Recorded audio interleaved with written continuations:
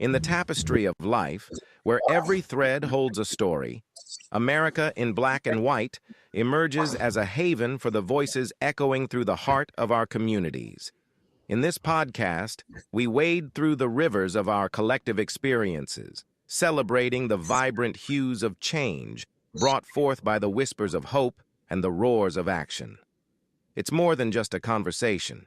It's a journey into the heart of our society, illuminated by the light of those daring to dream and do.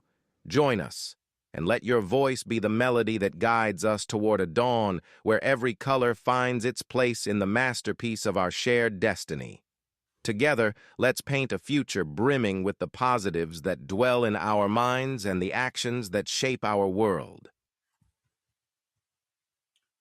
Before we get into tonight's fire, before we bring out one of the most extraordinary human beings I have ever had the privilege of sitting across from, I want to take a moment.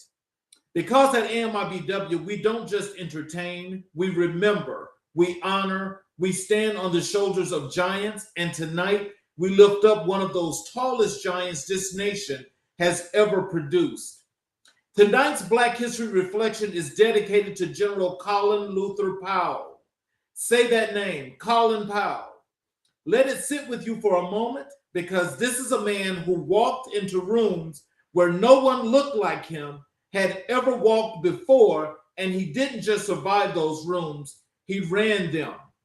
Born on April 5th, 1937 in Harlem, New York, Colin Powell was raised in the South Bronx, the son of Jamaican immigrants, Luther and Maud Powell. His parents came to this country with nothing but hope and a work ethic that would shape one of the most decorated careers in American history. They could not have imagined what their son would become, but God knew. Colin Powell attended City College of New York, and it was there inside the Army Reserve Officers Training Corps that he found his calling. In 1958, he was commissioned as a second lieutenant. He was 21 years old. He had no connections, no generational wealth, no political clout. What he had was discipline, vision, and an unbreakable will that was more than enough. Over the next 35 years, General Powell would build one of the most extraordinary military careers this nation has ever witnessed. He served 2 tours in Vietnam. He rose through the ranks with a combination of brilliance, grit, and a servant's heart. And then came the kind of first that don't just open doors, they blow the walls down. In 1987, President Ronald Reagan appointed Colin Powell as the 15th National Security Advisor of the United States, making him the first African American ever to hold that position. Let that land. Then in 1989, President George H.W. Bush nominated him as the 12th chairman of the Joint Chiefs of Staff, the highest military position in the Department of Defense. Again, the first African American in history to hold that office. At age 52, he was also the youngest chairman ever appointed.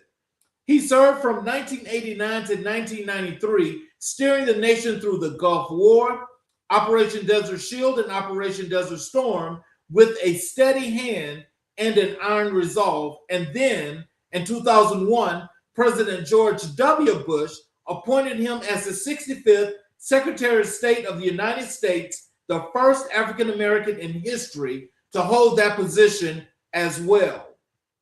3 unprecedented firsts, 1 extraordinary life. What made Colin Powell remarkable wasn't just what he achieved, it was how he achieved it. He served across Republican and Democratic administrations alike. He was not defined by party. He was defined by principle. His personal leadership code forged him in the jungles of Vietnam, and the halls of power in Washington emphasized preparation, integrity, optimism, and an unflinching commitment to those he led. He wrote about these principles in his landmark memoir, My American Journey, published in 1995, and later in his Guide to Leadership, It Worked for Me, published in 2012. Both books remain essential reading for anyone who wants to lead with excellence.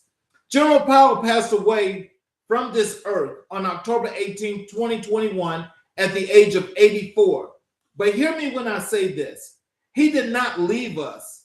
His legacy lives in every young person from the South Bronx who dares to dream bigger than their block. His legacy lives in every leader who chooses service over self.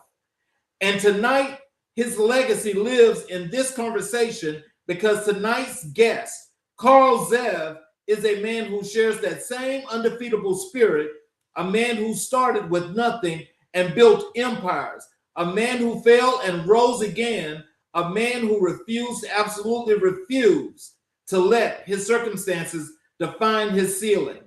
General Powell once said, "A dream doesn't become reality through magic. It takes sweat, determination, and hard work."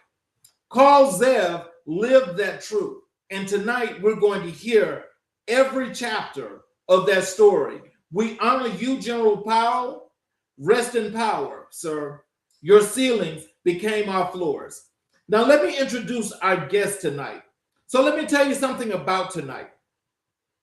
Tonight is not a regular episode. Tonight is not just a podcast. Tonight, this right here is a movement. Welcome to AMIBW, Am I My Brother's Warden, which is tonight's theme for this show tonight. Season 4, episode 126. And if you haven't been rocking with us since day one, you already know we don't do average here. We don't do surface level here. When you sit down in front of this mic at AMIBW, you bring everything you've got, your victories and your scars, because our audience deserve the whole truth. And that is exactly what tonight's guest is going to give us. Tonight, we're talking about rising from nothing. We're talking about starting a company with $500, not $500,000, not $5 million, $500, and turning it into a multi-million-dollar enterprise. We're talking about negotiating deals on the world stage. We're talking about what happens when it all comes crashing down, when depression steals your mind, your money, your home, and leaves you sleeping in your car. And this is the part I need you to hear. We're talking about what it looks like to get back up, because some of you listening right now are in the valley. Some of you are in the car. Some of you are in the lowest point you've ever been in your life, and you're wondering if there is a way back. Tonight's episode is your answer. Tonight's episode is your roadmap. I need you to do 3 things right now. First, I need you to lock in, put the phone down, put the distractions away, and be present in this conversation. Second, share this episode right now before it even starts, because you know somebody who needs this message. You know somebody who is one breakthrough away from their next chapter. Send this to them tonight. Third, be ready to be transformed, because that is what AMIBW does. That is our covenant with this community. Tonight's guest grew up on the hard streets of Newark, New Jersey. He graduated college, started a bread distribution company out of the trunk of his car, built average empires, including one of the first African-American owned bottled water companies on the East Coast. Negotiated a contract with the 1996 Summer Olympics and generated over $75 million in annual revenue. He lost it all, he rebuilt it all, and today he is one of America's top speakers, trainers, and high-performance coaches, helping people unlock the potential their minds have been hiding from them. Community family, I give you my brother, my inspiration, and tonight's extraordinary guest, Carl Zev. Welcome to AMIBW. Let's go. Hello, sir. Charles, how you doing? How you been? I am just excellent. How are you, sir? I'm doing great. I cannot complain. I appreciate that introduction. Colin Powell was actually in Harlem, and I've met him once or twice in Harlem. because I'm from the North Jersey area and always into the New York City area. So I'm glad you mentioned Colin Powell. Great, great, great general. One of the best. Yes, sir. So, is there any great words you'd like to say to our audience before we get into the show? Well, I always like to say, just like what you said earlier, is to put away all the distractions, the phone, and just take the next 80 minutes, 90 minutes, however long we're on this program, and just focus in for this period of time. Whatever you think is important that's on that social media or might be on television, just put that aside because your present and your future is more important than anything that might be on social media and the way the distractions are out there for us to sort of take you from where you should be focusing. So just spend the next hour, whatever it is that we have here, and just really focus on it and take some notes because the information and nuggets that I want to drop to my community is something that I've learned throughout my life and also through working with some very wealthy individuals here in this country. And when you work with the 1%, you get these nuggets, you get this information that they pass it on to you. And it's always good for me to play it forward and pass it on to the community that's listening. So I'm excited to be here. Yes, sir. So, what I like to do first, like, and just we as we chatted before, is I like to give the audience the opportunity to learn a little bit more about you, the guest. Hmm. So, as we roll into all of these great things that you've got for us tonight, they get to know the real Carzel as we move forward. Okay. And this part is what I'm going to call origins and your early hustle. Um, Carl, let's go all the way back to Newark, New Jersey. If you would just paint the picture for our audience, what was life like growing up on those streets, and what did that environment teach you about survival? Well, I tell you what, I grew up in the inner city, Newark, New Jersey, in the 70s. So the time that time period is not as dangerous as it is now. If you grew up in the inner city in the 70s, you have fist fights. Once in a while someone will come with a knife, but these days it's a little more dangerous out there. So it was more of a learning experience to be able to make it through that process of growing up in the inner city and having fights almost 2 or 3 times a week. There's always someone testing you, either on the way to school or from school or the way to the boys club. There's always a bully in the neighborhood, and you have to either stand up or be taken advantage of on. And so most of the time you learn to just stand up and just fight and hold your grounds. And then back then, if you pretty much held your ground, everyone gave you that respect and they left you alone. But if you was the type of person that would constantly allow them to tap your pockets like they used to do back then, or take your coins, or try to take your shoes, or whatever it is it might have been, if you allow them to do that, then eventually they're going to take advantage of you. But what I've learned from that is that it makes you tough, mentally tough, physically tough, and the endurance that it takes to go on in other aspects of your life. So even though those are childhood experiences that I've learned, but it helped me to overcome other obstacles as I became an adult, as I became a father, a husband, and as I became an entrepreneur, business owner. Those are all the tools that when I look back, I say to myself, wow, those experiences I had growing up in the city made me tough, develop a tough skin, being able to deal with the no's all the time, or being able to deal with the long hours in business, or maybe being able to deal with there's no funds in the bank and you're trying to figure out how things are going to work. The most important thing I learned is that you never ever, and I repeat this again, you never ever give up, no matter how bad it is. My dad, thank God, he's 100 and he's going on 101. He's still kicking, and he always told us that you think it's tough now, try giving up. So once you give up, it's really going to get tough. So you learn from those experiences, and you carry those experiences with you throughout your life. And that's what I learned growing up in the inner city. Also, in my bio, it should have mentioned that I also suffer from dyslexia growing up. So that was another challenge throughout high school and into college. But you have these challenges and you have these situations that we all do. And the most important thing is that you have the endurance and you have the mindset, the mental toughness that it takes to overcome those challenges, because they're only challenges. You don't look at it as a negative experience. Look at it as a positive experience. You learn from those experiences that might be tough. But if you're trying to develop into a high earning person or a better person or reach that next level, you're going to have some challenges. You're going to be uncomfortable, and you got to be able to deal with the ability of being uncomfortable, and you got to be able to deal with that.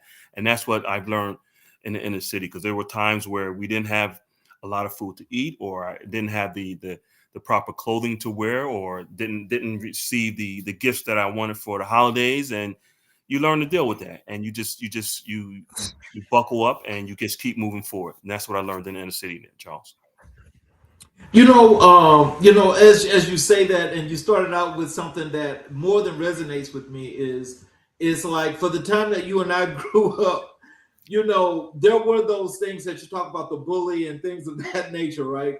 Right. But when you compare, as you look at today compared to then, what do you think really makes that difference in that mental toughness and having that wherewithal to just be able to withstand pressure and keep pushing? What do I think is I think today, well, back then, even though, you know, you grew up in the inner city, everyone is pretty much, I hate to use the term poor, but you're not well off. So you have things you do have and things you don't have, but you still had that community, that village sort of environment. And Yeah. even though, you had your bullies, but you still had your boys that was like down with you, that had your back, or there was parents on the block that was looking out for the kids. So there was always that community type environment. I'm not sure if it's like that now. From what I see, because my daughter is a detective in Newark, so she tells me the stories, which are horrendous, that I hear from her. But the environment in the inner city has changed. There was still respect on the streets back then when we grew up. You respect elderlies as they walk down the street. If you were doing something you shouldn't be doing, you didn't use foul language. You didn't curse in front of elderly people. So it was a different environment, different time, a different level of respect. Today, I don't see that. There's times I'm in a restaurant and I just hear the kids come in. They say whatever they want to say in front of whoever they want, and it's disturbing, but it's something that we can overcome. And I think I might have a solution for that, Charles. Okay. Yes. Okay. So can you tell us, were there specific moments in your childhood, people, places, or experiences that planted the seed of entrepreneurship in you before you even had vocabulary for it? Oh yeah, sure. My dad owned several restaurants growing up. And I can go back even further. When I was probably about 6 or 7, my dad owned one of the largest newspaper routes in the city of Newark, and we would get up every morning about 5 o'clock, and myself and my two brothers, and we would go with my dad and deliver newspapers. So that was sort of an entrepreneurial business back then. It was a route business, and that was my first experience as to being an entrepreneur or a small business owner. So we would get up every morning, 7 days a week, even on Sundays before church, and make these deliveries to these people's homes. And that was the first experience I had. But then as I became a teenager, my dad owned several restaurants throughout my teenage years. So I learned it from him. And then also there was neighbors in my community that own businesses, and you work with them over the summer. So it was a inner city Black community, but there were business owners, and most of the business owners in my community were Black owned, not compared to like it is today. But back then, you saw it, and you didn't really understand what was going on, but you learned from it. One summer, I was running a restaurant with a friend of mine for his grandmother because she became ill, and we were probably 15, 16 years old. I don't think I was 16 at that time, probably 13 or 14.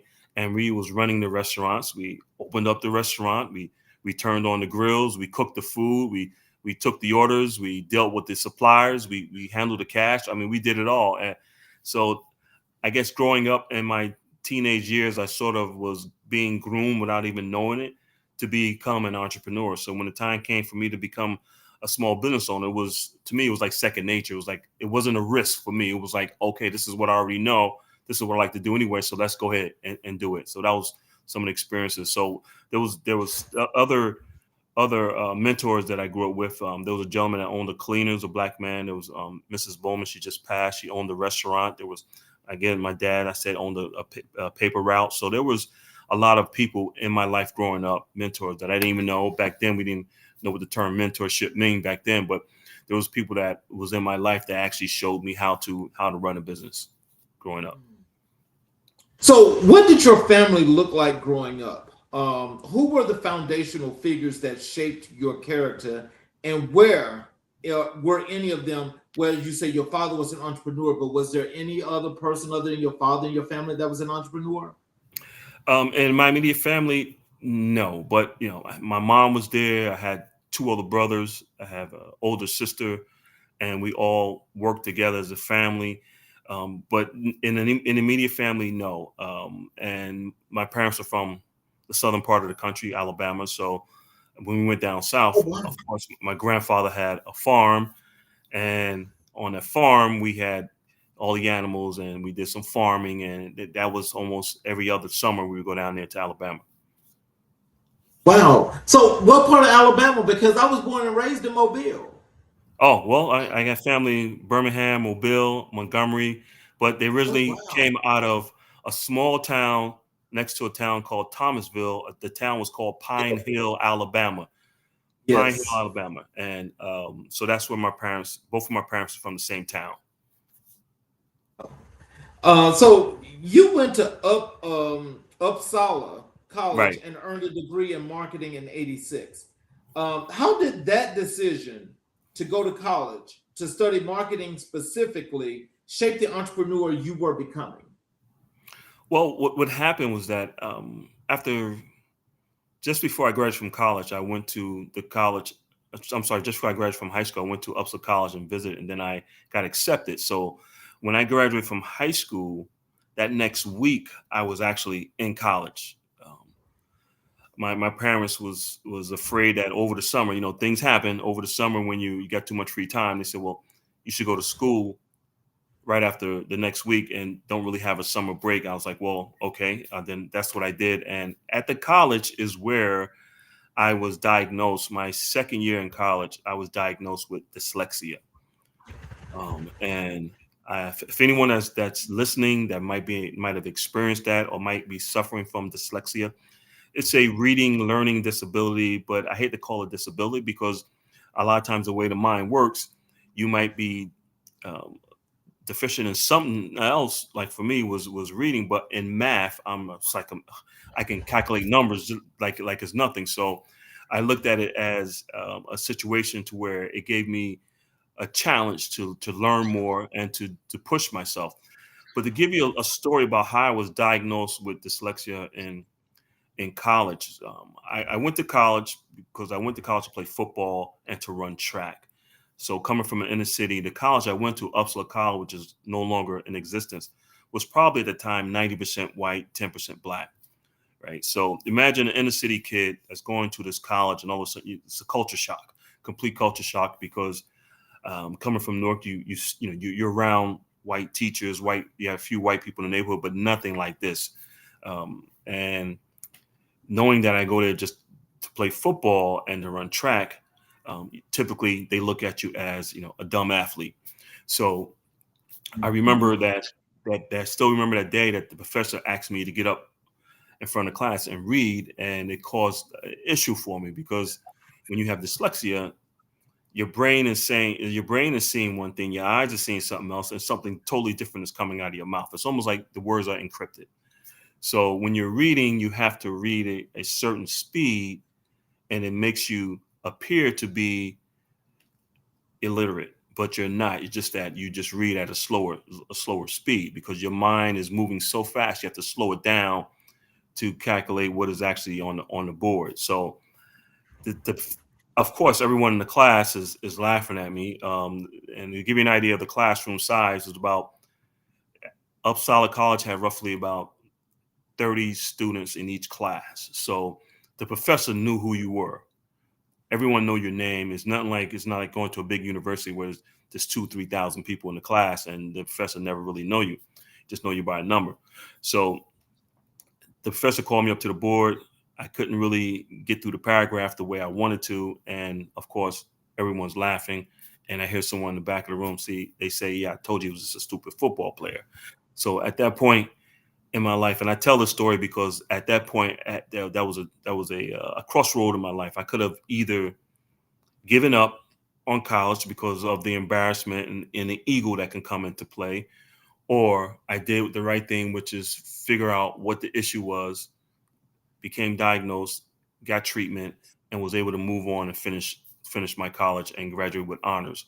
So there's a time in everyone's life you're gonna have to either, as they say, man up or woman up and just bite the bullet, do what you have to do to get through whatever obstacle or struggle you might be dealing with at that time. Because I know that if I didn't finish school, I didn't want to go back to the inner city. I didn't want to go back to Newark because there's not really much going on down there that was going to take me to where I want to go. So I know at that point I had to really buckle down and figure out what the issue was and take care of it so I can move forward in my life to be able to improve my life. And that's what I did. So after graduating, most people follow the conventional path and send the resume, get the job, start the 9 to 5. What was going through your mind that made you choose a completely different road?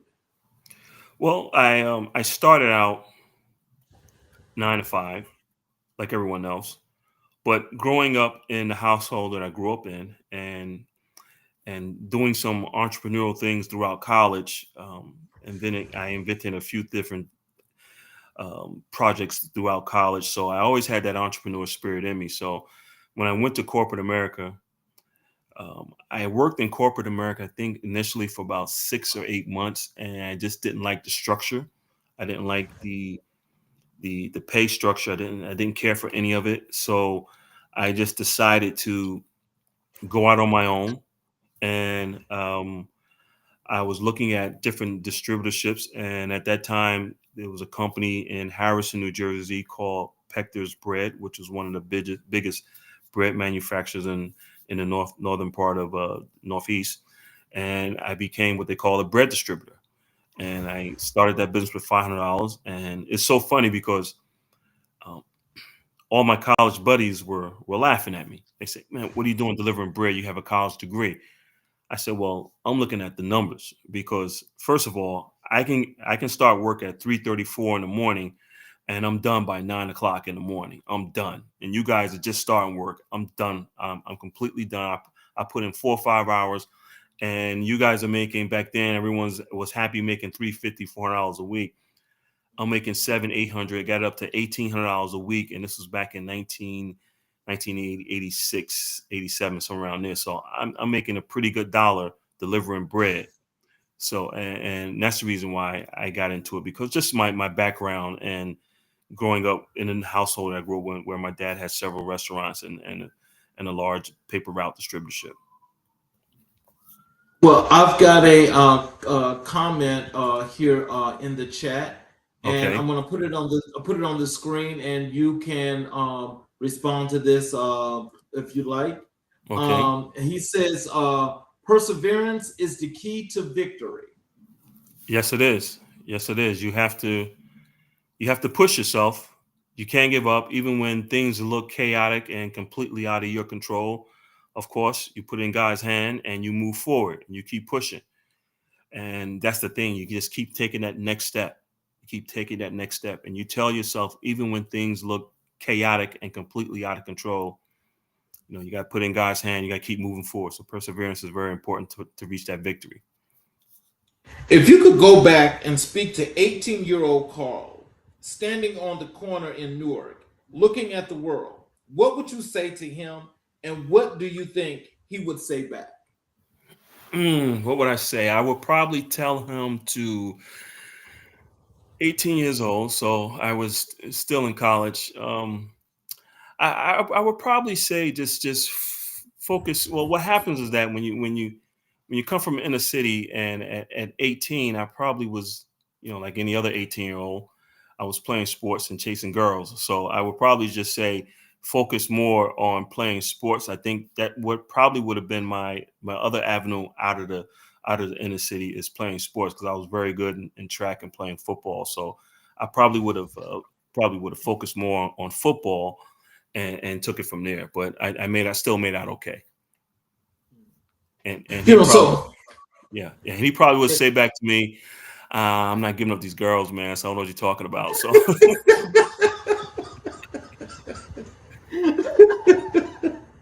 See, that's look that's that 18-year-old. So 18 years there's old, a man. lot going on there.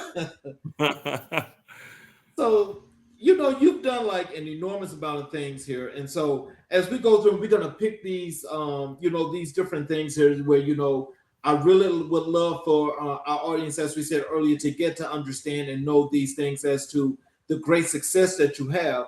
So I'm gonna start with that $500 startup mentality, because I think that's what kicks off all of this wonderful work that you've done.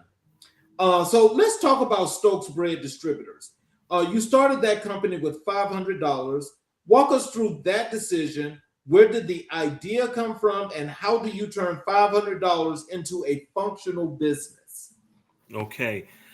One of the first jobs that I received coming out of college was being a night supervisor at a bakery in Newark. It's an Italian bakery called Paramount, and they're still around today. That was one of the first jobs, and I would go there from 10 at night to 6 in the morning, 6 days a week. And after about a year there, and I realized the drivers would come in 3, 4 o'clock in the morning, pick up their breads that we pack the orders for them, and take off and deliver. So I'm just assuming that they work for the bakery. I had no idea there was independent drivers or independent contractors. So I'm talking to the old man and they own the business. He said, no, everyone here is they work for themselves. They have their stores that they deliver to, and they make pretty good. I was making good money there as a night supervisor, but the drivers were making twice as much I was making as a night supervisor, and I couldn't believe it. So I talked to the owner. I said, listen, when I get off at 6, 7 in the morning, I want to be able to take some bread and maybe start selling to the stores in my local area and see what happened. So I did that, and about 6, 7 months into it, I realized I have a route, and that's how I started with 500 bucks. I had a route, and it got so good to where I was able to leave the job and take care of the family, buy a house. I mean, it really turned into something big. But really took off was that after having the route, or while I was having the route, I also met the owner of a company called Mystic Beverage. I met his son. His son also had a bread route. His son name was Eric, and I met him, and he told me that his dad was opening up a new beverage company and he's looking for distributors. And that's how I sort of got my way into the beverage industry, from meeting his son at the bread route business. And that's how I got into the beverage and eventually into bottled water. So you were buying baked goods below wholesale and selling them at local delis and convenience stores. Right. That sounds simple on paper, but what was the grind actually like day to day, and what did a typical morning look like for you? Well, the grind day to day was, you get up 3:30, quarter four in the morning, which is tough for anyone, especially during the winter days when there's snow on the ground and it's cold outside. But you get up 3:34, quarter four in the morning. You get to the bakery by 4:30. Your products and your orders are already packed for you. You pay for it and you put it on your van and you go make the deliveries. And you did that 6 days a week. The one thing about the bread business is 6 days a week. So that was the daily grind. But the great thing about it was that back then you're dealing with mom and pops, bodegas, and everyone either paid you by check or cash. There was some bill to bill. They pay you for the previous week and you still deliver to them. Then they pay you for the next week after that. And it built up and it got to a point where it was very lucrative for me. And that was pretty much the everyday grind. It was, of course, accounting involved. There was billing involved. You had to sign receipts, purchase orders. You learn how to do some sales. You have to go around when you were finished your route. You have to go around and try to have some extra products and open up some more accounts so you can build it up and get it bigger. And that's pretty much how that was pretty much a daily grind. It was 6 days a week. So I was working really probably about a good 6.5, 7 hours a day, but it was early morning. So by 9 o'clock in the morning, I'm done because everyone has to the dailies, the bakeries, the restaurants, everyone has to have their bread products in the morning before they actually open up. So you finish up pretty early. I'll tell you a little story about that though. I was living in a building in East Orange, New Jersey, and about a year and a half into it, money's coming in real good. So I went out and I bought myself a brand new BMW. Had to get a BMW, right? So I get myself a BMW. Now I'm a young guy in the building, and I have a wife and a newborn little girl, and the elderly people in the building, they see me leaving out 3:30, 4 o'clock in the morning, a young guy with a BMW. You know what they're thinking, right? And they thinking I'm doing some things I shouldn't be doing. So the supervisor, the superintendent of the building comes to my apartment one day, knocks on, and he's asking me what's going on. I said, oh, well, you know what? I own a bread route. So that's the reason why I get up so early, and I'm back at home by 9:30, 10. So they thinking I'm out there doing something I shouldn't be doing because I'm home all day and I'm driving a BMW and I got new sneakers on and the baby is dressed up well and the wife is living good. So they're saying he's got to be doing something he shouldn't be doing. Once the word got around that I was on had a bread route, of course, I became the most popular guy in the building. Everyone wants holiday dishes and breads and pastries and all that good stuff. So it was a really good learning experience. So what was your biggest challenge in those early days with Stokes Bread, and how did you push through when it felt like the walls were closing in? I think one of the biggest challenges was just that back then it was, life was still simple, very little internet, no cell phones. I had beepers, so it was, the expenses wasn't as high as they are now. And I think the biggest challenge was just really just trying to grow a business and trying to be a husband and a father at the same time and working those strange hours because when at that time my daughter was just born, so everyone was over to the apartment during the day and you're trying to sleep. So the challenge was more of a personal challenge than anything else. Business wise, it was pretty simple operation. The customers were either call in their orders. At that time, my wife would take the orders over the phone. She'd write it out on the order sheet, give them to me. I call them into the bakery. They pack it up. I go pay. I pick up the product and deliver. So it was a pretty simple operation. The biggest challenge was really just managing and juggling all that at one time because I had a newborn baby too. So that was probably the biggest challenge. Was more personal than business. So now you after 3 years now you've got Stokes Bread, but now you sell it. You sell that distributors for $45,000. That's nearly a 9% return on your initial investment. So what was the moment like when the deal closed, and what did you do next?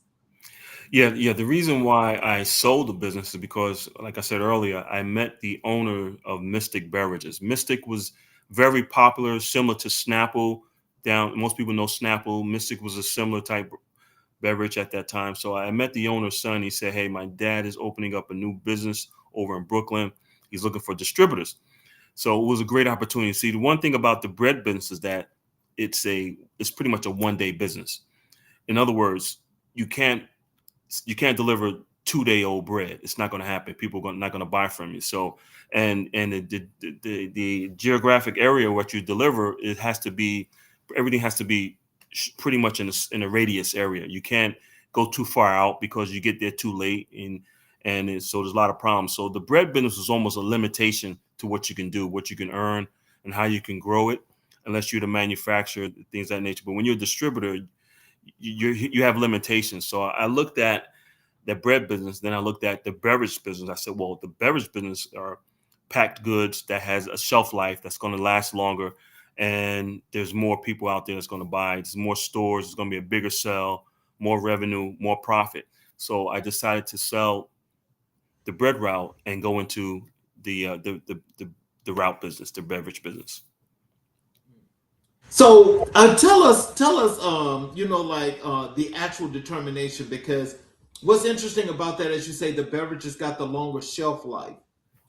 Like, what was it about what could happen in the beverage industry that you saw an opportunity that would actually give you that chance to not only do what you were doing, but to do it at a much better pace, much higher return on the investment? Wow, I'm going to tell you a story that's going to blow your mind right now about the beverage business. And like I said, you put in God's hand, you keep the faith, and doors do open. So when I started out in the beverage industry, it was a beverage route. I had two partners, and we started the business probably in the month of, I think it was November, somewhere around there. What year? It was probably had to be somewhere around 89. We started that business. And we started in November. So back then, beverages was still considered to be a seasonal type product. It's not as glamorous as it is now. Back then it was, the basic flavors. You had Coke, you had Pepsi, you had some bottled water brands, but not many. You had the grape orange, root beer, cream sodas, things like that. There was no new age beverages like they have now, like vitamin water and all the others. So it was more of a seasonal type business at that time. So when we started the business, we ran for about the first 6 or 7 months, up until probably May. We didn't do anything. There was very little business going on because it was a new product that no one knew about. It was a product called Mystic Beverages, and it was a product made with all natural flavors. They used spring water back then, so it was like a new age beverage, and people were really skeptical about it. So by the time that 6 month, both of my partners, they decided to get out of it. I said, well, I'm gonna stick with it. And little did I know, when June came around, when the weather warmed up, that's really where the business is at.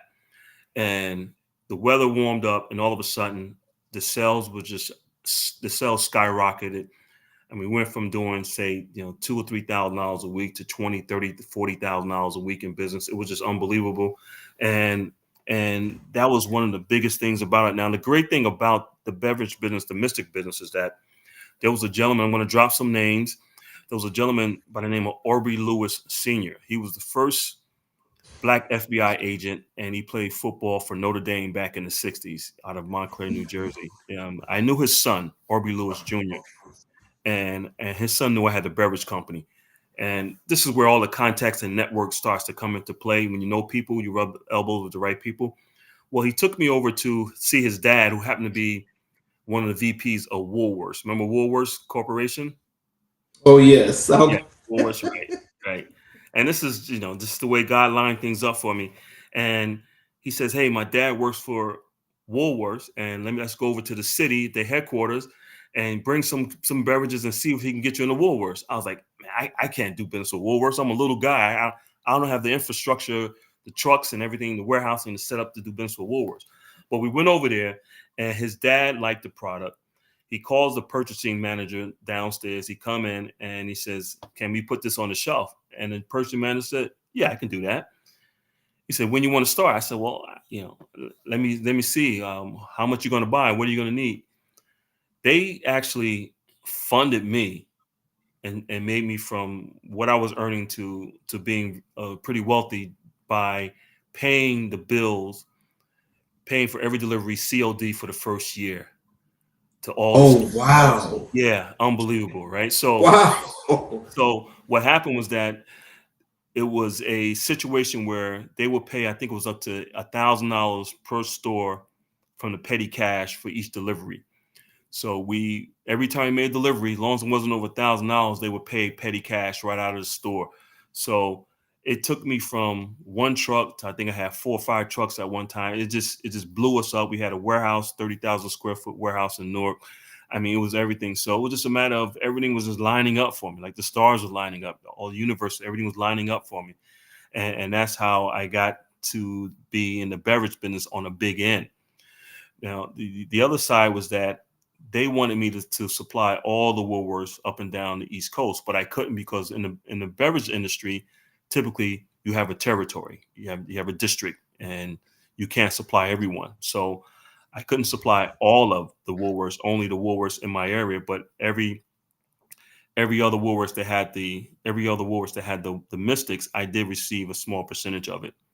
So that's what really took me off from one level of being a business owner to the next level. Okay, I'm gonna have to. I'm gonna say that part because that's gonna be our transitioning part. But let me finish up here about the, with you starting here with the bread company, because the thing that sets this off so is the $500 start. Yeah. And so with that being the actual foundation here of this story, can you just what can you say to the people today who claim they can't start a business because they don't have enough money? Well, that's a that's a negative mindset you shouldn't have, especially this day and time where you can start a business online with nothing. I mean, you don't need inventory. The company will drop ship directly to the customer for you. All you need is a website and some orders, and you can. There's so much you can do. You can start a business building a product, selling a product, and take the orders first, and then use that money to build the product and then ship it out. So to give you an example, say if you wanted to make cookies, or say you wanted to make cookies, cakes, you have some samples of them. You send some samples out. You put together a website, and you don't have to go out and bake 100 cookies right away or 100 cakes right away. What you need to do is take the orders and then give yourself a leeway, some time. Say your delivery will be in 2 weeks. Now you get the funds in. You go buy your ingredients. You bake everything. You ship it out within 2 weeks, and the company is funded by the customer's purchases. And so there's no reason why you can't start a business without having, you don't necessarily need money these days. You can start a business with your credit card, or you can start a business just pre-orders. That's the best way to start a business these days. So what you need is the idea and the willpower and the perseverance to get it done, to make it happen. That's what you need these days with technology and AI and everything else that's out there. So, what core principle did Stokes Bread Distributors teach you about business that you carried into every company you built after it? What I learned from that um, business is that you learn how to deal with people, customers. You learn how to deal with requests. You learn how to deal with some hiccups that might come along when things don't go right, where the bread wasn't as fresh as it should have been, or it might have been damaged for whatever reason. You learn how to deal with the people from that perspective, and you learn how to overcome any problems, and you learn how to solve problems, because when you're dealing with a perishable like a bread, there's always going to be some issues. But so you have to learn how to control your own emotions, and how to communicate, and how to satisfy the customer's needs when there's an issue, and how to make them happy so they can come back to do business with you in the future. So that's what I learned from the bread business. So now let's talk a whole lot more now about the building of your beverage empire. After bread, you moved into beverages. You became a distributor for Mystic Beverages, supplying accounts like Rutgers University, Seton Hall, and AT&T. How did you make that pivot, and what did you see in the beverage space that others were missing?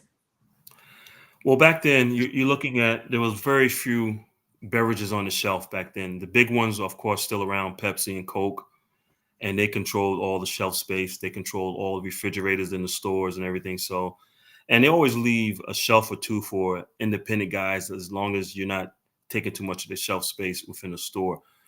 But I think in the beverage business, I just, you learn it's a bigger business. Is It's a bigger territory. The dollars are bigger. There's more work involved. There's a lot more equipment involved. But you're dealing with a product with a shelf life, so the shelf life is longer. You learn how to deal with that. There's so many things I learned from the beverage business. But then I realized when I got too big, there was a time where it was pretty big in the Essex County, where Nook is located, that other distributors outside of the area was getting upset because I was making too much money. As a black man back then, he's just making too much money. So there was some issues with other distributors that wouldn't come into the area that I was in, but they was upset because I was making too much money. We all know how that goes. You don't want to go there and make delivery, but you're upset that I'm making delivery and I'm making the money. Come on now. So went through that, and had some issues with Pepsi Cola of all companies at one time. Pepsi had asked me to carry their products, and I said, no, we're more of a new age type beverage company. Um, And they had a guy coming around for about 2 years trying to get me to carry Pepsi, because at that time, none of the other distributors wanted to come into the inner city to deliver, which is because what happens back then is that the guys will follow the route trucks into the last stop, and then the last stop they stick you up, because back then it was mainly cash and checks. So Yes. a lot of distributors would not come in the area. But I'm from the inner city. We know how to handle ourselves, and we know how to look over our shoulders and make sure no one was following us. We changed our routes up sometimes, so it was an issue. But Pepsi eventually, we did a little ocean spray products, and that was it. But yeah, it was learned a lot from the beverage industry. But one thing I did learn from the beverage industry is that I still didn't have the complete control that I needed to really expand, because it wasn't my product. That's what I learned from the beverage industry. It wasn't mine. Well-known product, great distributorship, but I didn't have the complete control, because I should have made a lot more money with Woolworths if it was my own product. And that's when I sort of started leaning towards the bottled water industry.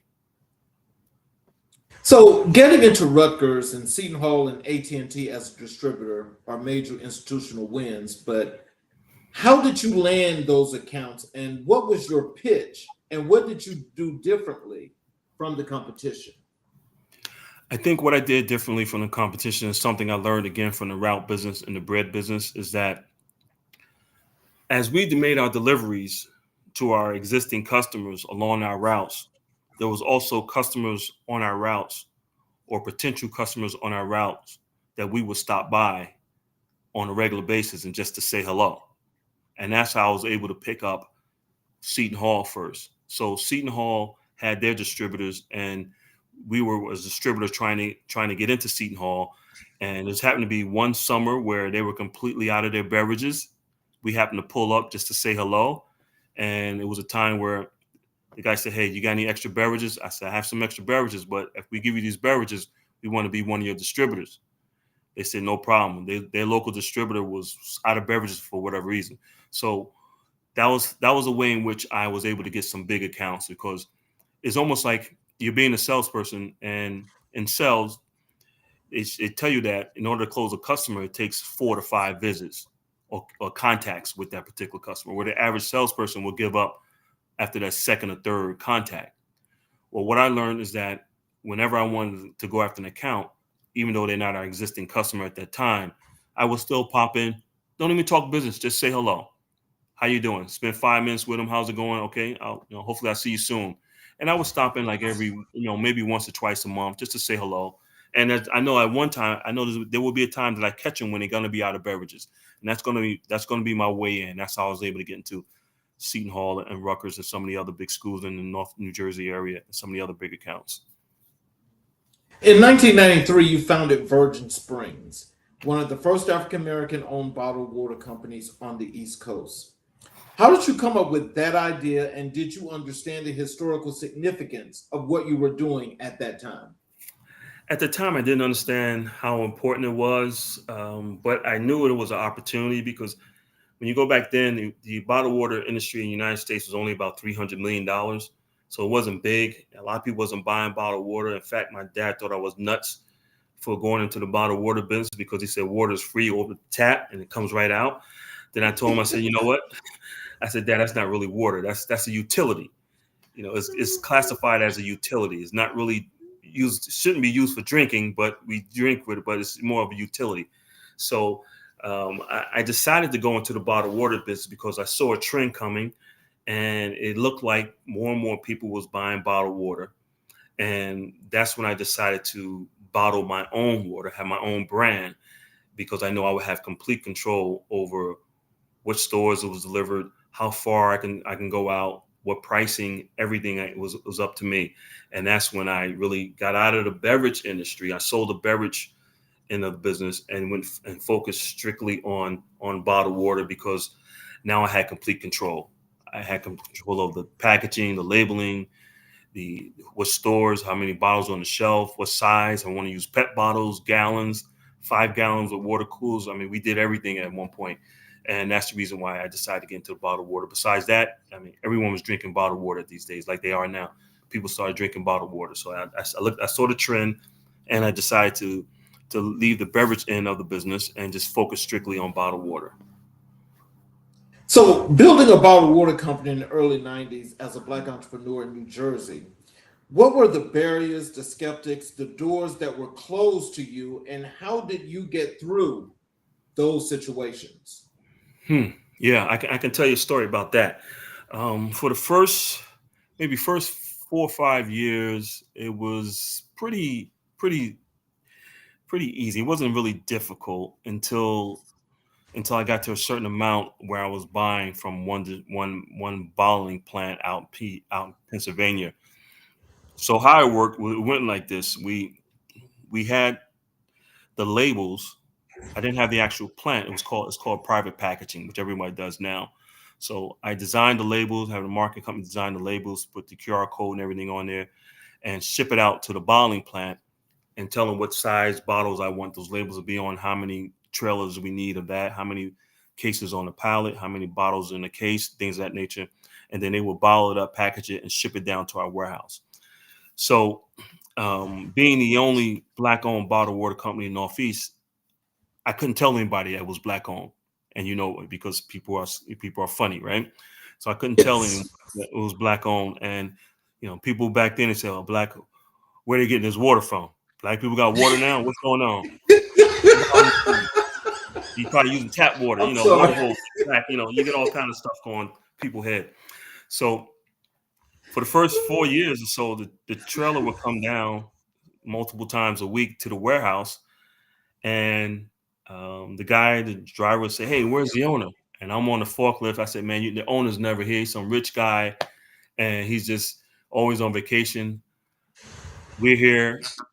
We pay you in advance. Give us a water. No big deal." And that went on for quite some time.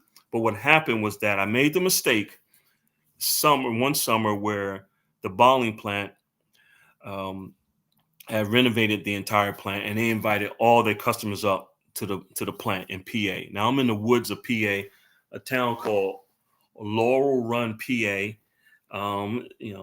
It's probably what I'm talking about. It's way up in PA in the mountains, and ain't no brothers around, man. I mean, I think I saw one Black person. It was a squirrel. I was looking at the squirrel. Squirrel looked at me. I was like, hey, what's up, bro?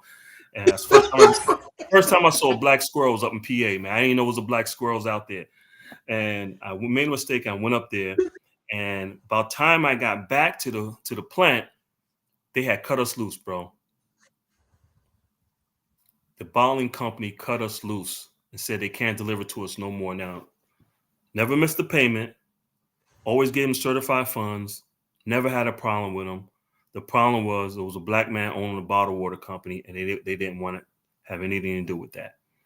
And that was the biggest learning lesson I learned. And it was an experience because it was in the beginning. It was in the summer, June, and it's right in the middle of the season. And I had to find another supplier, another bottling plant to bottle up the water. Now the problem with that was that bottled water from one plant is not going to be the same coming from another plant because all brands are different based off where the water is coming from, the minerals, the rocks that it runs over, the spring, everything. Excuse me. The taste is totally different. So if you taste Poland Springs compared to Zaka or Ziffin Hill or Ice Mountain, they all taste different. So we lost a lot of customers because of that. And that was a learning experience. But that's what happens when you're dealing with racism for no reason. And that's what I learned back in the bottled water business. So eventually you sold Virgin Springs to the Culligan Water Corporation. Right. What was that process like, and how do you know when it's time to sell, and how do you negotiate the exit without leaving value on the table? Well, back then, and just like now, the bottled water industry, when I sold the company, we were doing a little bit of everything. When I say a little bit of everything, we had PET bottles, which are the small bottles. Some people call them half liter, 16 ounces, 2-liter bottles. Then you have the gallon size. And then by that time I sold to Culligan, we were doing 5-gallon water deliveries to the home. And we had water coolers out there. So back then in the 90s, And up until, I guess maybe 2008, 2009, you had the monthly rental of the water coolers in the business or in the home. So it was residual income coming in. So the value is probably back then was 4 or 5 times what your annual revenue was, somewhere in that range, because of the monthly rental of the water coolers. So say, for example, if you have let's say it's an easy number to calculate, 1,000 water coolers out there, and you have 1,000 people paying you $10 every month for the water cooler. So that's $10,000 in revenue coming in just from the water cooler. But if you got 10,000 coolers out there and people paying you $10, you got 100 grand coming in every month in revenue just from the water cooler. So while that $100,000 is coming in from the revenue from the water cooler, the rental is calculated 3 to 4 times its value, because they look at the average time a cooler stays in a location, which is about 3 to 4 years before it's replaced or the count is closed, something of that nature. So that had a big part of what the value was. So Culligan at that time is also called Pearl Water, and they were going around buying up small distributors. So they was inflating the numbers much more than what it was. And I think the reason why they were doing that, because they were looking to take the company public. So they wanted as much on the books as possible to make it attractive. So when they went public, so whatever the revenue was, they was paying 4 to 5 times that amount. So you got to be almost stupid not to take the money at that point, because they're paying you now for 10 years of work. So I mean, you get to a point to where you say, well, you know what? One thing I learned about business is that it's not really good to fall in love with your business. You can love what you do, you love the business, but don't fall in love with your business. And a lot of times people do that; they fall in love with their business, but you got to know when to get out. If it's a time to get out, and my business at that time was at its peak for what I saw, and it was being purchased well above this peak amount. So it was an opportunity for me to get out and do some other things, and that's the reason why we sold to Culligan. So between Virgin Springs and Poland Spring, you had already built, scaled, and exited multiple businesses. At what point did you realize this wasn't luck, that you had an actual system, a replicable, a repeatable blueprint for building companies? Yeah. I think after the sale of Virgin Spring Water, by the way, the owner of Virgin Airlines, when we came out with the name Virgin Springs Water, sent us a cease and desist letter saying we couldn't use the name, and I still have that letter, believe it or not. Really? Yeah, Richard, what's his name? That Bronson, owns Richard that. Bronson. Yeah, Yeah. his attorney, not him personally, but his attorney sent us a letter saying we couldn't use the name, and my attorney said, "Oh, yes, we can." So they didn't really; they were just trying to bully us, but we continue to use the name. But it was interesting. But yeah, you sort of grow a business, unless it's something that you can pass down from generation to generation, then you hold on to it. But in my case, the bottled water business is a tough business. It's a blue collar business.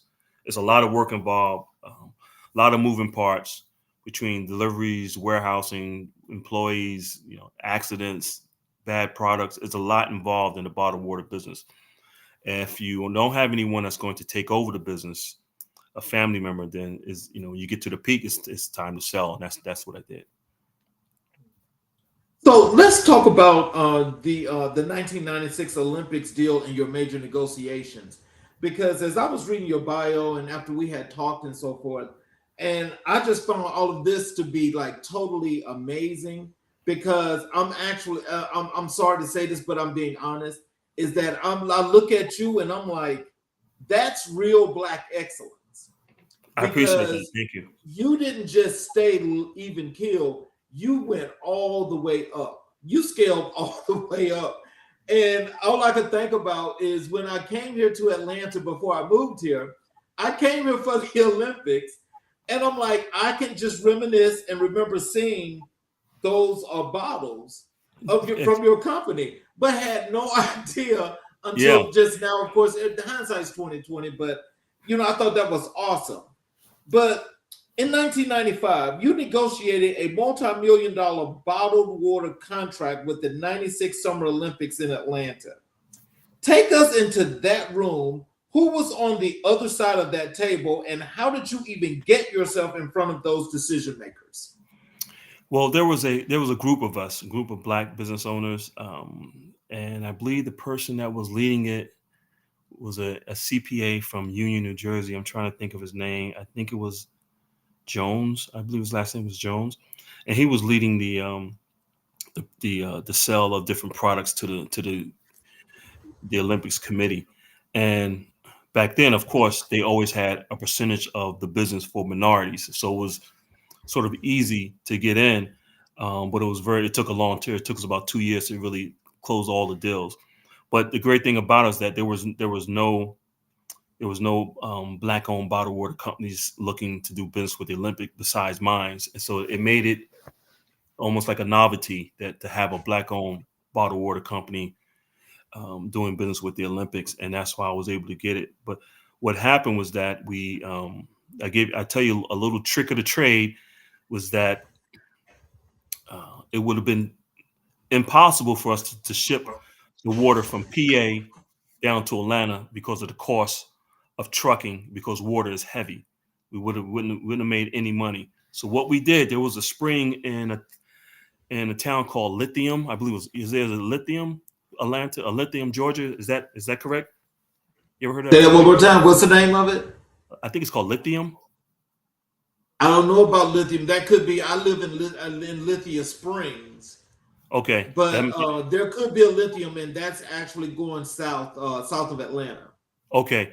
Well, I know there was a spring down there. I think it was called Lithium, and we used them to bottle the water for us to cut back on the trucking cost and the warehouse cost. So that's why I was able to do the project. But it turned out to be a little over $3 million in revenue, and it was great because it was a short span. It was so much water being purchased in a matter of, I think it was 12 days, but it took us about 2 years to put it all together. So we started actually back in '94. So the negotiation went from '94 up until '95 and got everything calculated and signed, and then it happened in the summer of '96. Across the table is just the Olympic Purchasing Committee that we were negotiating with. It came down to they had to give some minorities some business, and I was one of them. So it was sort of like being in the right place at the right time with a product that no one else was carrying. So it worked out for us. So I got another comment here. This is from Brian Zion. I'll put Okay. this on the screen for you. And what it is it's a muscle and looks like a notepad and something And the, else. and the But pen looks like a pen. All right, Brian. Ah, that's what I'm talking. Right. That's right. Yeah. Yeah. We have to, as a community, man, we just got to learn how to, learn the tricks of the trades and to keep pushing it and don't give up, don't quit. Just keep moving, man. Keep moving forward. You know. so, what was your preparation process going into a negotiation of that magnitude? And how did you make sure you were the most prepared person in that room? I think just trying to get an idea of how they pass purchasing of bottled water. Who did they buy from before the other Olympics? What did they normally buy? How much? Things of that nature. Price structure. I looked at it like any other business deal. We just want to make sure that our numbers match to our profit margin and make sure we didn't hurt ourselves and we didn't hurt them most of all. But we wanted the idea was really is to get the brand name out there even more, because now you got people from all over the world looking at your brand, all over the country looking at your brand. Someone's going to want to buy it, and that's what took place.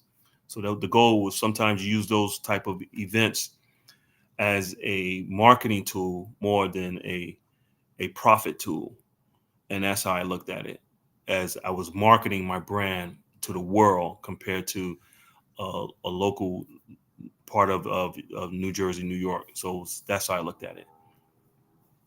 So, was there a moment during the Olympics negotiation when the deal was about to fall apart? If so, walk us through a critical inflection point and how you navigated it. Yeah, I think that happened when we realized, we were so excited to be on in that room talking, and we realized the numbers didn't really match up to what we wanted because we were shipping the water. And initially, we were going to ship the water from PA, so we had to scramble and find a good spring that the Olympic Committee accepted that we can use their water, because you just can't just switch brands. You can't just switch springs without the committee knowing where the water is coming from. So we had to make sure that they were okay with that. So that was an issue that could have killed the deal, because there was, like I said before, there's no way we would have been able to ship the product from PA, the mountains of PA, down to Atlanta and turn a profit at the same time. So finding that spring in Georgia that was able to bottle the water for us was critical to closing the deal.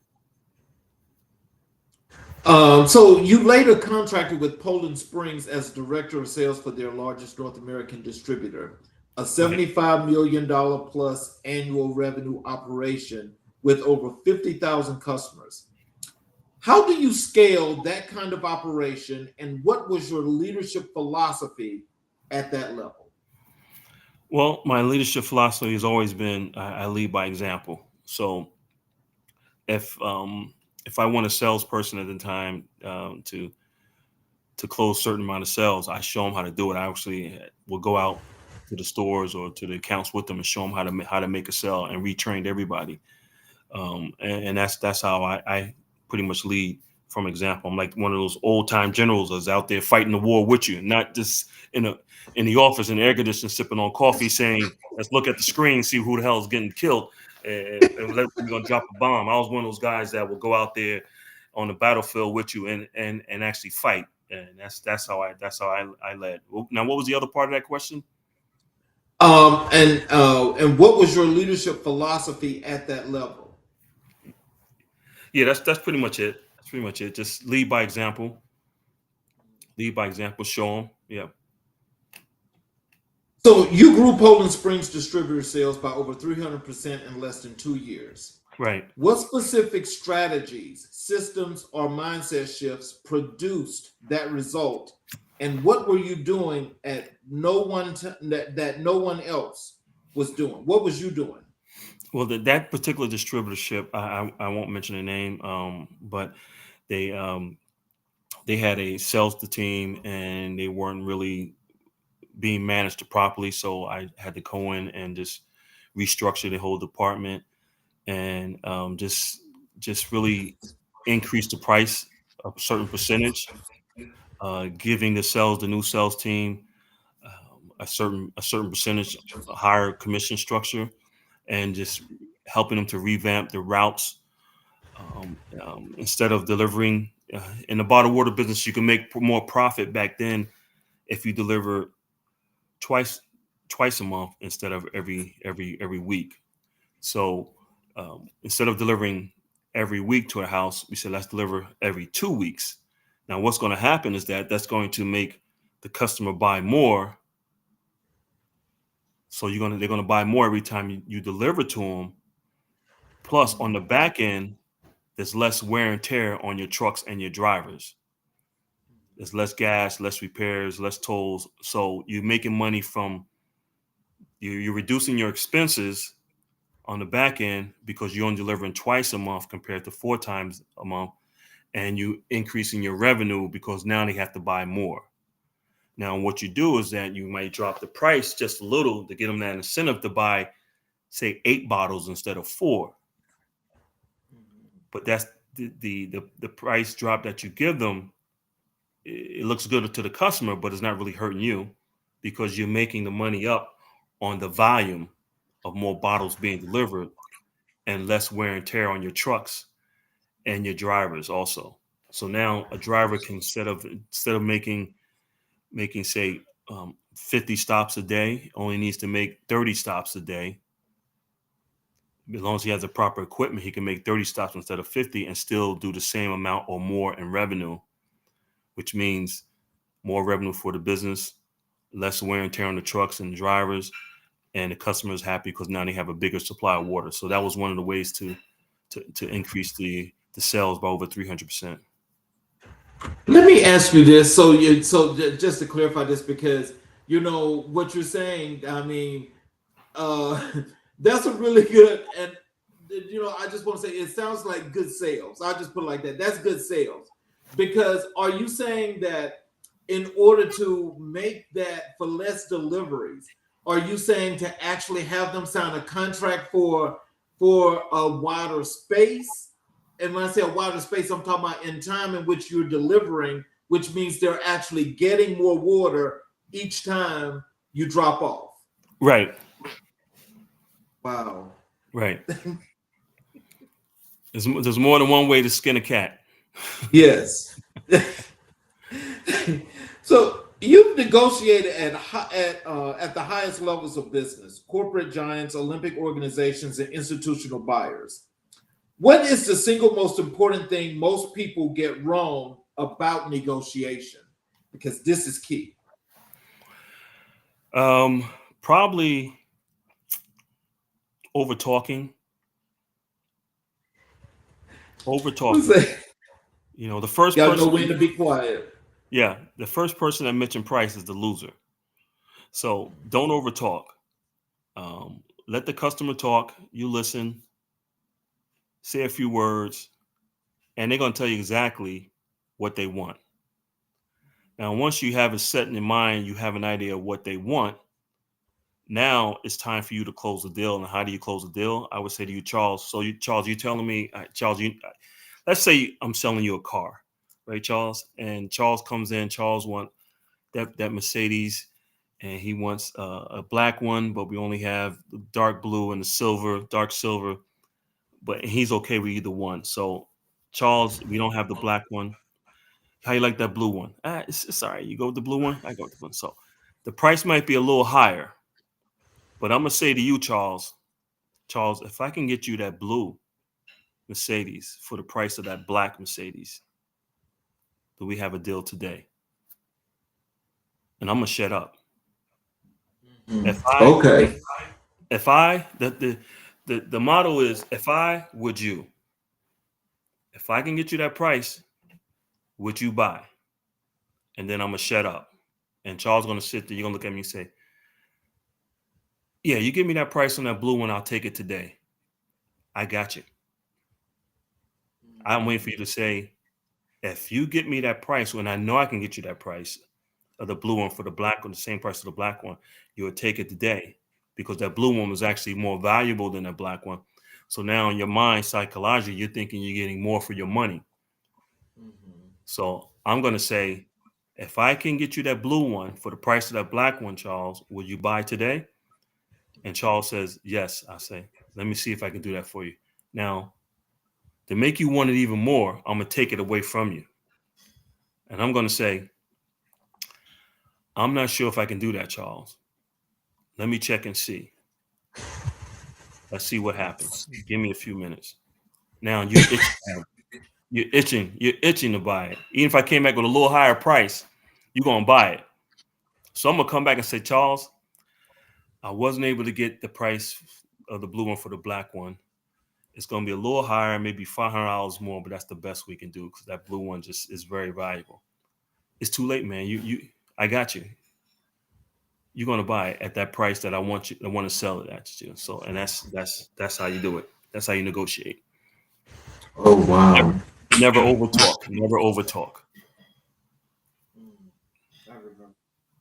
So here we go. So now you're doing all of these wonderful things here. All is going well, and I want to talk a little bit about when things kind of like went a little haywire. And so I want to let's talk about the fall, the depression, the loss, and the homelessness. So you've been open about one of the most painful chapters of your life, when depression cost you everything. Right. So I want to honor the vulnerability, and I want to go there with you. When did you recognize that something was wrong? What did the beginning of the fall feel like? Well, it happened after the death of my mother. That's when it happened. Oh, When like most black families, the mom is the matriarch that control, that sort of everyone feeds off of. So when that happened, I went to that deep depression, and it just took me into a place that I've never been before, and it took me to a place to where I was doing very little communication with anyone, not even my wife at that time, or my children. The good thing about the situation is that my children were already a pretty, someone they were in college and high school, so they wasn't small kids. They were already pretty much already well taken care of. So it was a situation where I just sort of just was out in the wilderness by myself, man, for a period of time, in the streets of New York, believe it or not. And I have a lot of respect for people that's out there like that, because some people can't make it back. I think what helped me make it back was that my faith in God, my parents, the upbringing, and coming from the tough streets of Newark, where you learn to overcome obstacles and distractions and depression and things like that, which is something that's big in our community that we typically don't talk about.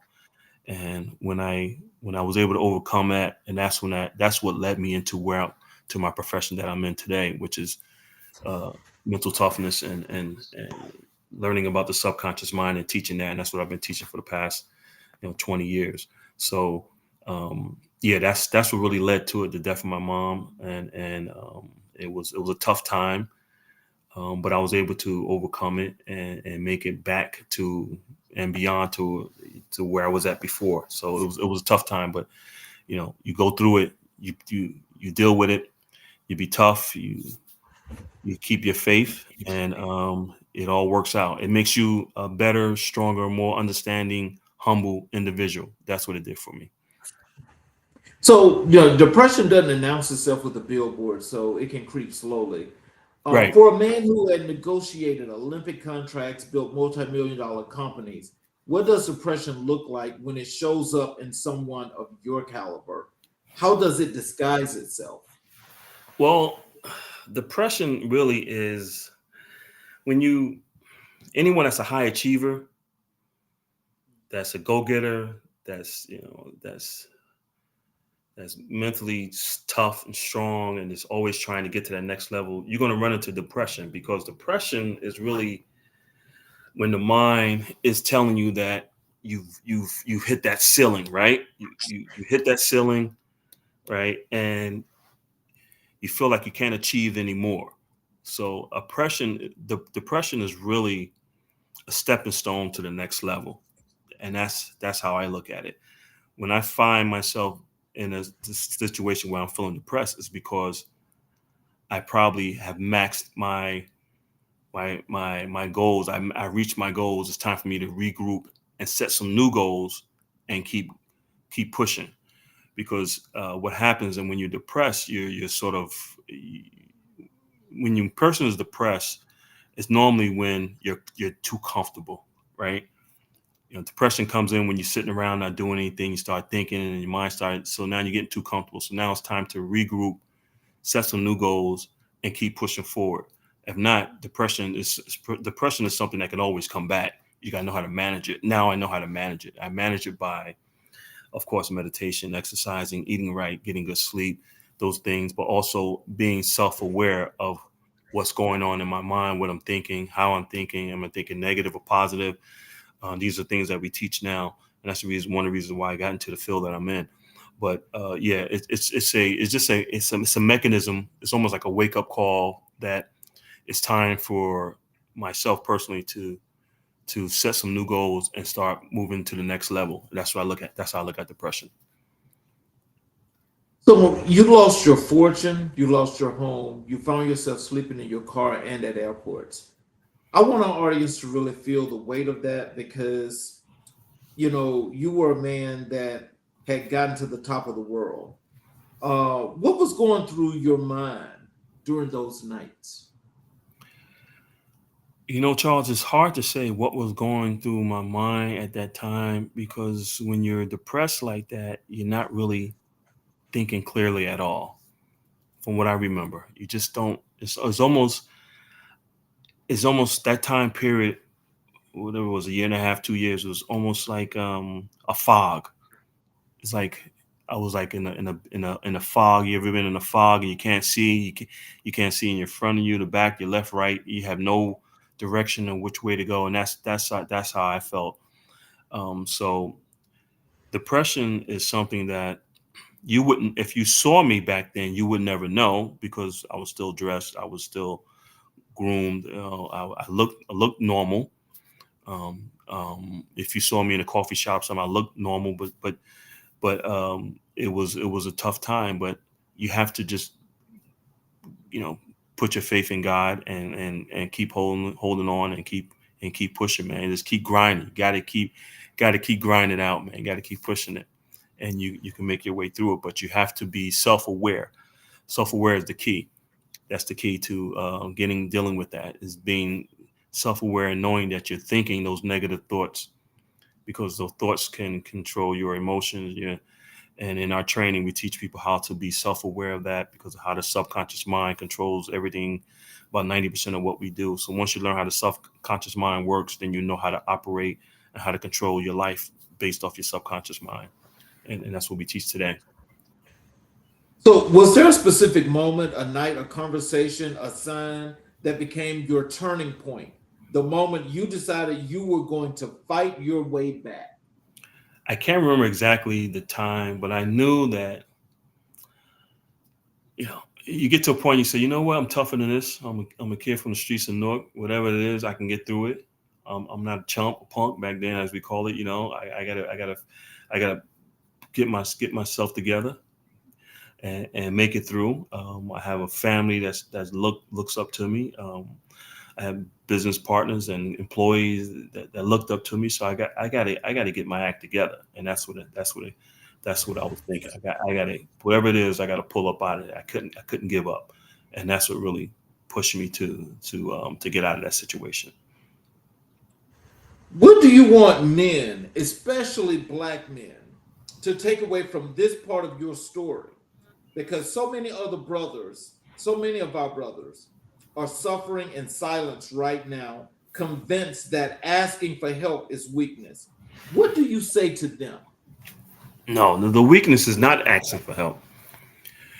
You have to be strong to ask for help. That's like if you're a person that studied the martial arts. I studied Taekwondo and Kung Fu, and people that study the arts. You have to be strong to restrain yourself from a person that you can take them out just like that. So you have to be strong enough to realize that you can't go through this life journey all by yourself. If you got issues, things that you're dealing with depression, whatever it might be, get some help. Talk to somebody. They can talk to me if they like. It's nothing wrong with asking for help. And that's one of the biggest issues we have in our community, that we don't talk about depression and mental illness, but you have to talk about it in order to overcome it. And there's nothing wrong with asking for help, man. That's the biggest thing. Ask for help. Ask for help. You're not being soft by asking for help. You're being strong by asking for help. So now let's talk about the 7 steps to self-improvement. Yeah. Your seven steps to self-improvement were both directly out of your experience with depression and homelessness. Walk us through how those steps took shape. Was this something you deliberately sat down and designed, or did it emerge organically as you were rebuilding? It came to me organically through God, and doing a lot of research and thinking and figuring out why I was in the funk that I was in back then, and what can I do to get out of it. And that's when it came to me, this vision that the 7-step program, called the Focus Mind, can change a person's life, because the nucleus of whatever you do in life is your mindset. Everything based around your mindset. the food you eat, the clothes you wear, the work you do, the money you spend, the habits you have, the relationships, everything is based on what you think. So I'll give you a little tip. It's called tears. And you can write this down. It's capital T period E period A period R period S period tears. So tears stands for your thoughts control your emotions. Your emotions will control your actions, and your actions will control your life results. The RS stands for results. So if you control your thoughts, you're able to control your emotions. If you can control your emotions, you can control your actions. If you're able to control your actions, you can control your life results. And that's based off that's the foundation of our training, the focused mind. It's based off your daily habits. And how do you control your habits? By understanding the subconscious mind and what you're thinking about, when you are thinking. Most people do not, believe it or not, 90% of the people really don't think. They run off a autopilot, a program it was just called your paradigm that you learn throughout your childhood, your teenage years, your young adult into your adulthood. You're just doing these habits based off your environment, what your parents showed you, your friends, your family, your loved ones, all this based off, you pick up their habits. You actually live their habits, not yours. And that's called your paradigm. So um, that's really the foundation of what we teach here at Zev University Mindset Mastery is the paradigm, learning to understand the subconscious mind. And if you learn to understand your subconscious mind, you can change your habits. There's an old saying you can't teach your old dog new tricks, but that's not true. Anyone can change their life if they really want to do it. If they really want to do it, they have to go through the process. It could be done, but it takes some time. But it took you time to get to where you're at. It's going to take you time to get out of that. So it's not going to happen overnight, but it can be done. So, can you give our audience a preview of those 7 steps, not just the titles, but the feeling of each one? What does each step ask of a Well, the person? the, the main step is your self-image. That's the first one. The first step is the self-image. Your self-image controls every aspect of your life, whatever it is that you're doing. If you have a negative self-image, then of course you're going to do negative things. You're going to talk negative. You're going to self-talk is going to be negative. If someone asks you about something, you're going to have a negative response. We all deal with that every day. We got some people that have that negative energy when they come around you, and you try to avoid them because they have a negative mindset. So they negative self-image. So we spend about almost 2 months with our clients just improving their self-image. Once you improve your self-image and you improve your confidence, you can improve your self-esteem, you improve your overall self-image. And I mean, I'm talking about the image you look in the mirror. I'm talking about the image that's in your mind. How do you feel about yourself? How do you think about yourself? Do you have some goals you want to achieve? Do you feel like you can achieve those goals? If you feel like you cannot achieve those goals, then it's not going to happen. So your self-image has to be in line with the goals that you want to achieve. So we help you to build up that self-image, a positive self-image, a confident self-image. And you standing there now, which your chin up high, your chest out, and you have confidence that you can achieve whatever it is you want to achieve. And once you do that, then we go into step 2. And step 2 is attraction. And the reason why that's so important, because now you have the self-confidence and the positive energy. You're going to start to attract the resources and the people into your life so you can achieve the goals that you want to achieve. And that's step 2. And then from there, we go into accountability and responsibility, which is a tough step because most people do not want to take self-accountability for their situation. That's a big step. So we spend a lot of time on that step 2, helping our clients to understand that whatever the situation they're in is their responsibility, not someone else, not your spouse, not the government, not your job, not your boss, because they didn't want to give you a raise or whatever the situation might be. Is your responsibility. It's called self-accountability and responsibility. And then from there, we go to some of the other steps, which is repetition. And then the one step is focus, and then belief. And that continues into the 7-step system. And eventually, once they go through the 7-step process, which takes roughly, it takes about 4 months to go through the entire process. Once you go through that process, you're able to achieve the goals that you want. You're able to develop the lifestyle that you want and manifest it into reality, because now you have the confidence and the ability, and you change your daily habits, that's going to make you achieve the goals that you want. So to give you an idea of what I'm talking about, to make it real simple, is that if a person is trying to say lose weight, right? That's the easiest way to explain it. If a person is trying to lose weight, we look at their 24-hour schedule, we look at what they're doing 24 hours a day, what type of eating habits they have, and we analyze that and we compare it to the goal that they want to achieve, which is lose weight.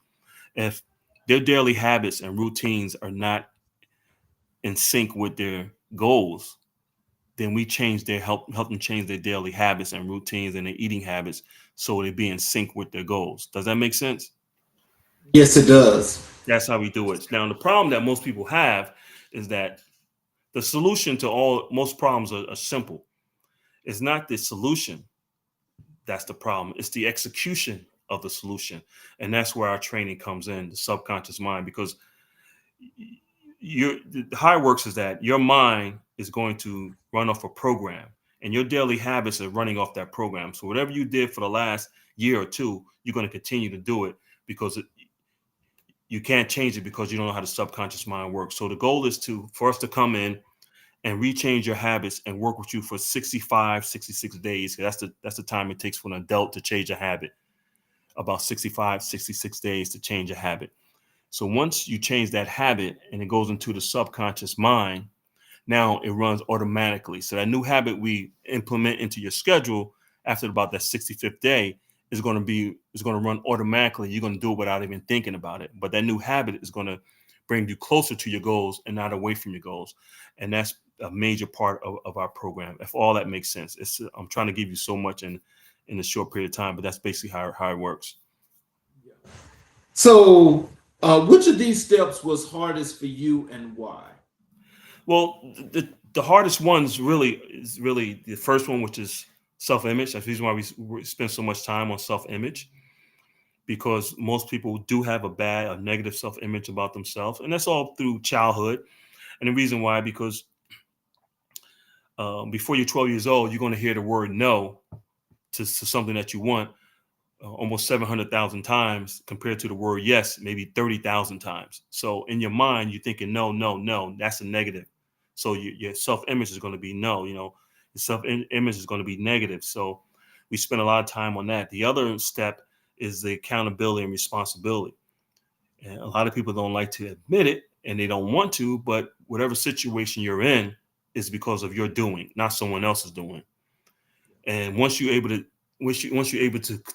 understand that is up to you as an individual to get you out of the situation, that whatever the situation might be in is up to you. Once you understand that, then it makes it a lot easier for you to achieve your goals and change your life. Those are the two major steps that really, really, really makes a difference in our program in a person's life. So it's your self-image and accountability, self-accountability and responsibility are the major two ones. So, what was the first sign, the first tangible proof that the comeback was actually happening? I think it probably was um, back in 2014 when I restarted everything and restarted my security business, and things have started to turn around, and it came back, and I think that's when it really was. Yeah, back in 2014. How did you ensure that your rebuild was fundamentally different from the version of yourself that failed? Just by being self-aware or more self-conscious of what I was doing. Back then, just running off of instincts and just energy and talent. But now it's more of being self-aware of what I'm doing, and I think that makes the difference. And most people are not really self-aware of what they're doing. They're just doing it because they're running off a program. I hate to use the word program, but basically that's what it is. But once you become self-aware of your habits, your thinking, that makes all the difference. Make all the difference. It's almost like having two minds in one. You're thinking something negative, and you're aware you're thinking something negative. Most people might be thinking something negative, but they're not aware of it, because they just do it so regularly. It seems to be natural. but you have to be aware when you're thinking something negative or something bad. And once you become aware of it, you can easily change that thought and make it a positive thought. Remember, negatives will attract negatives, positive will attract positive. So try to think positive as much as you possibly can. Final question for you. I want to make sure make sure that I'm not using too much of your time. It's But okay. make this the final question. You've now helped thousands of people through their own valleys. When you see someone going through what you went through, what's the first thing you want them to know? I typically tell them that it's not a journey that you're going to take by yourself, and there's other people been on that journey. So the road has been smoothed out somewhat. It's going to be a tough road. It's not like you're going to have to chop down through the jungle, but it's still going to be a bumpy road. But it's not going to be as hard as you think because you're going to have help and assistance along the way. And that's what I like to let someone know, that they're going to have some help along the way. We're gonna not really hold their hand, but we're going to guide them along the way to make it a lot more to deal with a lot easier than say someone that's going down a road for the first time that where no one has ever traveled before. So we try to make it as easy as possible for them. We have all the tools and the knowledge to help them down that journey. So that's the key. That's the key. Do you have any words of wisdom and encouragement for our audience, and tell them how they can connect with you via social media, your websites, Zeb University, all those good things? Yeah, they can reach us at zev.com. I'm sorry, zevtraining.com. You can go to zevuniversity.com, but mostly zevtraining.com. I'm on social media, Carl W. Zev, that's ZEV. Or you can call us in the office toll free at 1-888-226-5051, extension 701. That's toll free anywhere in the United States at 1-888-226-5051, extension 701. Or look us up on the web at zevtraining.com, or just go to Google and just Google in Zev University, ZEV University, and our information will come up. Words of wisdom will be, I think that if people really take the time and just think for a moment and just really slow down, I think we live too fast. There's so much going on throughout the day. We're all over the place, and it's unfortunately it's designed that way to keep you off track, keep you off your game. But if you just take 5-10 minutes a day, sit somewhere quiet, meditate, just relax, take some deep breaths in, you'd be surprised what that will do for you when you start to make your decisions and go throughout the rest of your day. You start finding yourself doing things the way they should be done, or going down the right path you should be. But the most important thing is just to get an understanding of who you are, your daily habits, and see if your habits are taking you closer to your goals or away from your goals. If they're bringing you away from your goals, then you want to reach out to a firm like ours, and we can help you reach your goals. I mean, the great thing about it is that we're here in America. This is a great country. It has its issues, but let me tell you something, man. There's no other place I'd rather be. What else can a brother from the hood, go to the boardrooms of some of the biggest companies in the world without, and then, lose it all and then get it all back. So I wouldn't rather want to be any place else, but it's tough sometimes. But we have to just keep the fight going, keep pushing and keep grinding, keep moving forward. That's the words I like to give as wisdom to the audience. So I'm gonna close with a monologue. So after I close the show, do you have a couple of minutes to chat afterwards? Yeah, sure. Mm-hmm. So I want to thank each and every individual that has been with us for this entire show, and I hope that you guys have learned a lot of words of wisdom and encouragement, and learned some wherewithal and persistence, as Carl has told us about the things that and the tools and the abilities that he used in order to make himself the empire that he has built. Because I think it's one for each and every last one of us to learn from, especially entrepreneurship. I also want to say, for each of you that are watching on any of our channels, especially the YouTube channels, if you have not yet subscribed and enabled all notifications, I would ask if you would please support us by subscribing and enabling all notifications to each and every channel, so that you are able to not only receive the notifications to watch the shows live, but you're also able to go back and watch each and every recording that we have recorded and learn the words of wisdom and encouragement from each and every professional that's been here, that's helped us with this experience to build our communities and also to make them better as we grow. So in closing, Carl, brother, I want to thank you. Thanks for having me, Charles. And thank you for trusting us with your story.